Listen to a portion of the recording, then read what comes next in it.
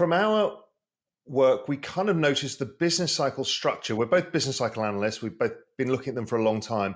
It changed after 2008, and it became like a metronome every 4 years.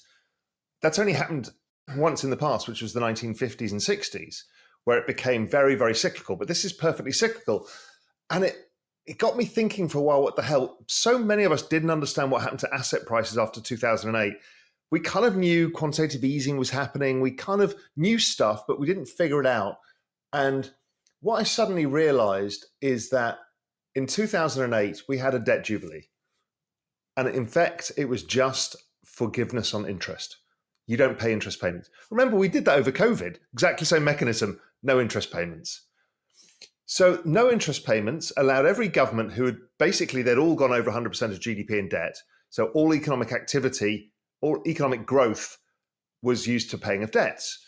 So what they all did was basically restructure their debts between 3 and 5 years, creating an almost perfect 4-year cycle.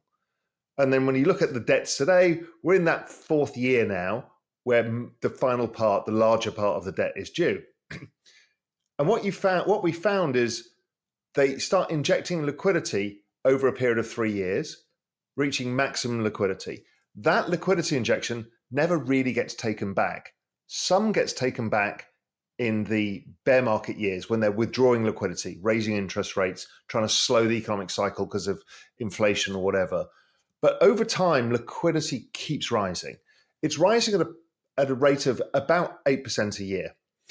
And that is, in fact, the debasement rate of fiat currency. And what happens is, and this is the bit that gets contentious with people and they hate it, if you divide an asset by the global liquidity, you get to see whether it's outperformed.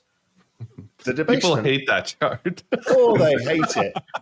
But it is the best chart in the world because it then tells you, okay, if I'm to allocate to the S&P 500, I'm basically breaking even versus debasement.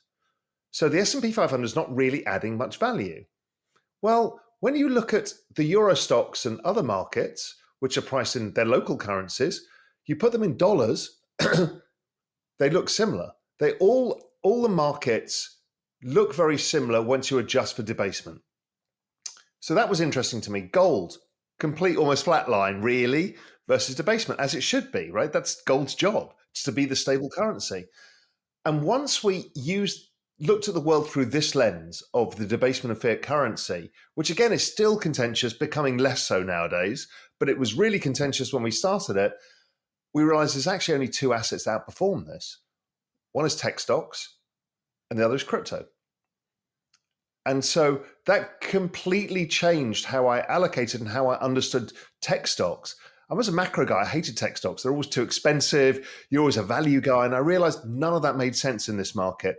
That's why the value investors have been getting killed, is what had happened was all of this. Now, what is driving this? And I think, Julian, if you can just bring up those demographic charts, because these are the absolute most important charts in the world, really, to understand.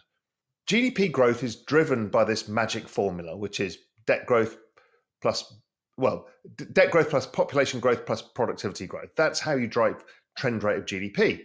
Now, debt growth's gone to extremists, and now really we're just servicing debts. Basically, GDP keeps falling, and it's falling over time, the trend rate of GDP, because of the magic formula. And Julian, if you can get to the demographics charts, because they're the key ones here. The issue is here, the biggest secular factor in all of markets is this one thing, is the aging of population. And we can see the births rate is falling in the US, much faster elsewhere. So that obviously is a function, the labor force participation rate, the size of the workforce, is a function of births, deaths, or the number of people being born, whatever, right? And you hear the phrase demographics are destiny. They are, until the AI and the robots come, which are basically artificial humans. This is the problem that faces us all. But there's a way that they've got around this. If you go to the next chart, is they've increased government debt to offset the declining growth from the population. So part of the magic formula was the debt growth and the other was the population growth. So they've used debt growth. This chart nobody understands and it's never been copied on X, which is the bizarrest thing because it's the most incredible chart of all, which basically says that all government debt growth is basically a function of labour force participation rate.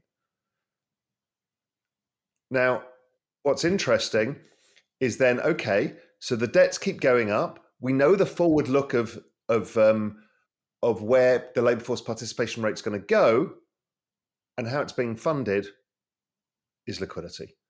And this is Fed net liquidity. You're probably better to use US total liquidity because that includes the private sector because they're now using the banking sector. So what they're doing basically is debasing currency to pay for the debt.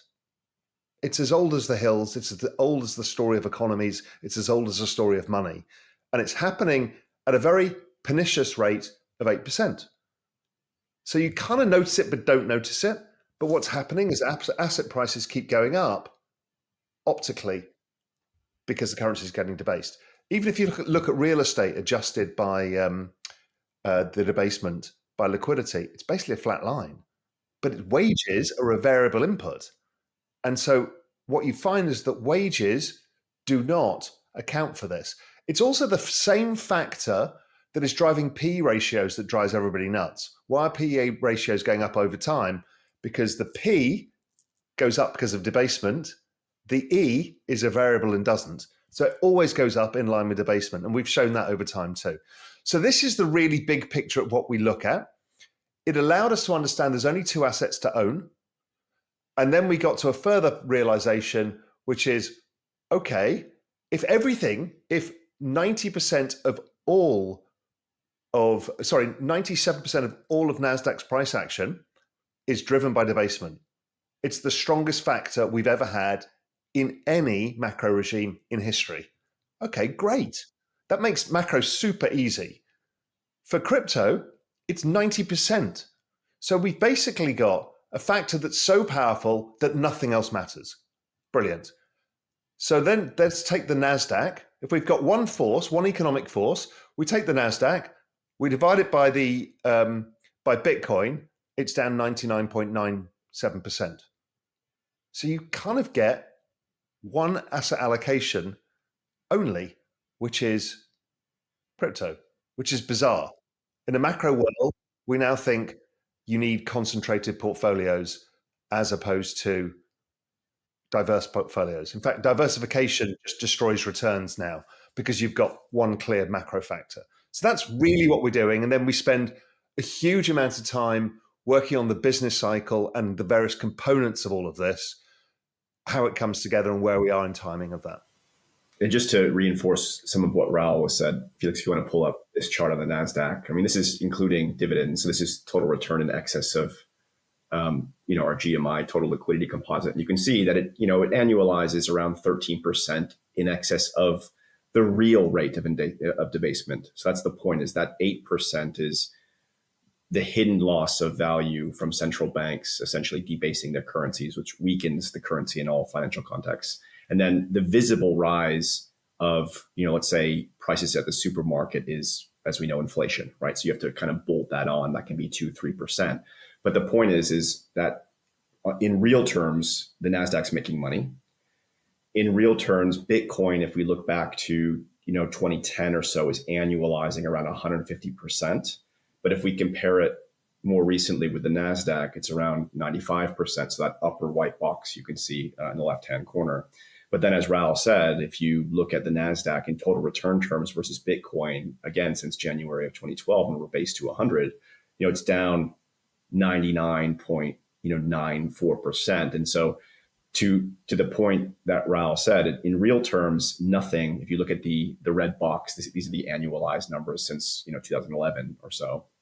But essentially, nothing's accumulating purchasing power outside of, let's say, US large cap, NASDAQ and ETH, but that's in real terms. In nominal terms, even US large cap equities like the S&P 500 are not compounding purchasing power. It's literally just tech and crypto, and tech's down 99.94%. And then there's also this gold thing I think is really interesting, because Raul's right. Gold's done its job, but then you have this whole basket of people who are, quote unquote, gold bugs.